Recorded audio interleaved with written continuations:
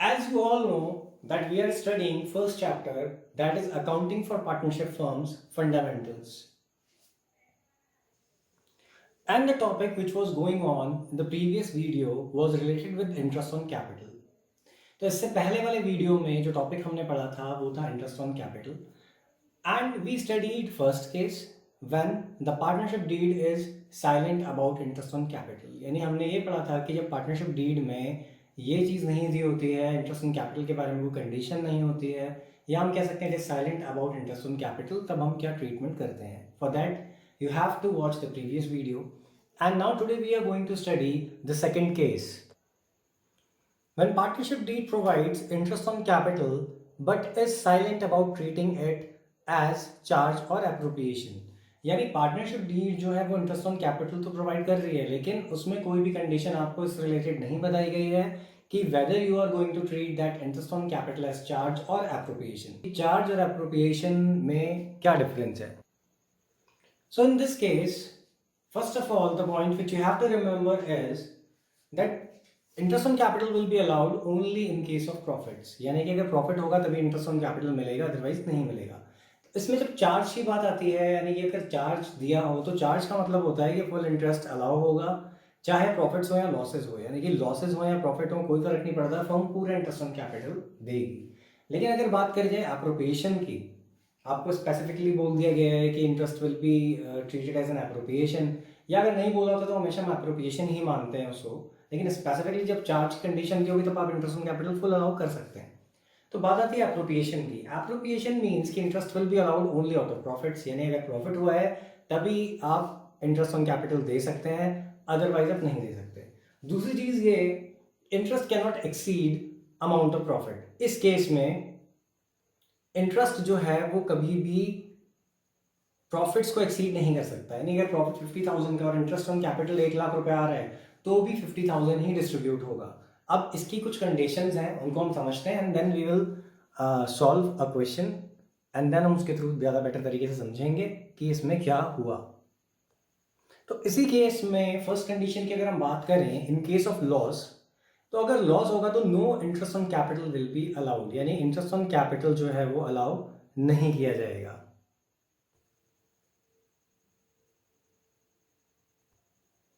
Now इसी case में condition 2, when profit before interest is equal to और more than interest on capital, full interest on capital will be allowed. अब इसका मतलब क्या है? ये कहता है कि भाई अगर प्रॉफिट इंटरेस्ट से पहले का, यानी कि जब इंटरेस्ट आपने देने से पहले प्रॉफिट फॉर द ईयर है जो आपका, वो या तो ज़्यादा है इंटरेस्ट ऑन कैपिटल जो आपने कैलकुलेट करी उससे, या फिर वो उसके बराबर है, तो आप फुल इंटरेस्ट ऑन कैपिटल देंगे। इसका मतलब क्या है इस एग्जाम्पल के थ्रू हम समझते हैं। नाउ फॉर एग्जाम्पल, मैंने इसको शॉर्ट में लिखा है लेकिन मैं एक्सप्लेन कर रहा हूँ कि ये क्या है। Suppose A and B are partners sharing profits and losses in the ratio 3:2। Their capitals are rupees 50,000 each. Profit for the year amounted to rupees 10,000 and rate of interest on capital is 10% per annum. इसका मतलब है ए और B partner है जिनका profit sharing ratio है 3:2, उन दोनों की कैपिटल 50,000 है, प्रॉफिट फॉर द ईयर है 10,000 and rate of interest on capital है 10% पर एनम। अब हम कैलकुलेट करते हैं इंटरेस्ट ऑन कैपिटल और फिर हम इस एग्जाम्पल के थ्रू समझते हैं जो कंडीशन मैंने बी वाली बताई है आपको। सो अगर IOC कैलकुलेट करें तो in case of A 50,000 into 10/100 because the rate of interest is 10% per annum. So the amount of interest on capital which is to be credited is rupees 5,000. Same is in case of B also, 50,000 का 10% that is 5,000. अब total अगर हम करते हैं तो interest on capital दोनों को जो हमें देना है वो आता है 10,000। हमें पता है कि जब हम P&L एप्रोप्रिएशन प्रिपेयर करते हैं तो उसकी डेबिट साइड में यानी टू साइड में 2 IOC करके A एंड B वहाँ पर ये अमाउंट आएगी एज पर फॉर्मेट। हमने फॉर्मेट पढ़ा था इससे पहले वाले वीडियोस में।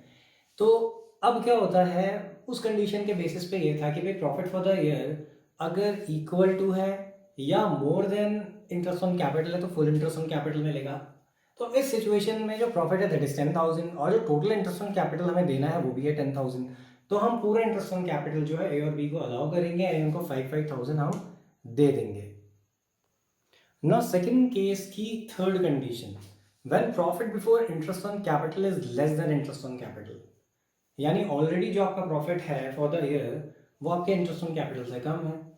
जैसे हमने पिछले एग्जाम्पल में देखा था कि इंटरेस्ट ऑन कैपिटल जो हमारा कैलकुलेट हो रहा था that was ₹10,000 and profit for the year was also ₹10,000। But in this case suppose interest on capital है आपका 10,000, लेकिन प्रॉफिट फॉर द ईयर जो है वो आ रहा है आपका ₹8,000। इस सिचुएशन में profit will be distributed in the ratio of interest on capital, क्योंकि आपको याद होगा मैंने इस केस में लिखा था स्टार्टिंग में कि प्रॉफिट्स जो होते हैं दे विल बी रिस्ट्रिक्टेड, यानी interest on capital will be restricted up to the amount of profits, यानी interest on capital can not exceed the amount of profits अगर ऐसी सिचुएशन आती है तो इसको भी हम एग्जाम्पल के थ्रू समझते हैं कि अगर ऐसी सिचुएशन होगी तब इसका ट्रीटमेंट क्या होगा। Considering the previous example, there is a slightest change that in that case the profit for the year was ₹10,000 and now in this case the profit for the year is ₹8,000. So the question is, A and B are partners sharing profit and losses in the ratio 3:2. They have their capitals as ₹50,000 each. Rate of interest on capital is 10% per annum and the profit for the year is ₹8,000. यानी A और B partner है 3:2 के ratio में, दोनों की capital 50,000 है, rate of interest on capital 10% per annum है और प्रॉफिट फॉर द ईयर जो है वो 8,000 है। अब इस सिचुएशन में क्या होगा? As you can see that if we will calculate the interest on capital on A's capital, that is ₹50,000 into 10/100, the IOC will be ₹5,000. And as the capital of B is also same, so in case of B also the interest on capital will be 5,000. So the total interest on capital which is to be paid by a firm amounted to ₹10,000, means 5 plus 5 10,000 हो गया जो एक firm को पे करना है। But in this situation the profit for the year is ₹8,000। जो इस साल का प्रॉफिट है फर्म के पास वो है सिर्फ ₹8,000। As I told you earlier, in this condition the profit will be distributed as interest on capital, but the interest on capital can not exceed the amount of profit, यानी कि जो ₹8,000 है वो as interest on capital distribute होंगे। और इस situation में क्योंकि प्रॉफिट मतलब जो इंटरेस्ट ऑन कैपिटल प्रॉफिट को एक्सीड नहीं कर सकता है, तो इसीलिए सिर्फ और सिर्फ ₹8,000 ही आप डिस्ट्रीब्यूट कर सकते हैं in form of interest on capital. तो अब हम करेंगे कैसे? आप इसे डिस्ट्रीब्यूट भी करेंगे and it is to be distributed in the ratio of interest on capital.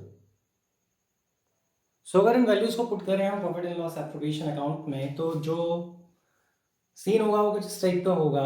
Bye profit and loss account ₹8,000 profit for the year and to IOC A को 4,000 बी को 4,000। अब ये बी को और ए को 4,000 कैसे डिस्ट्रीब्यूट हुआ?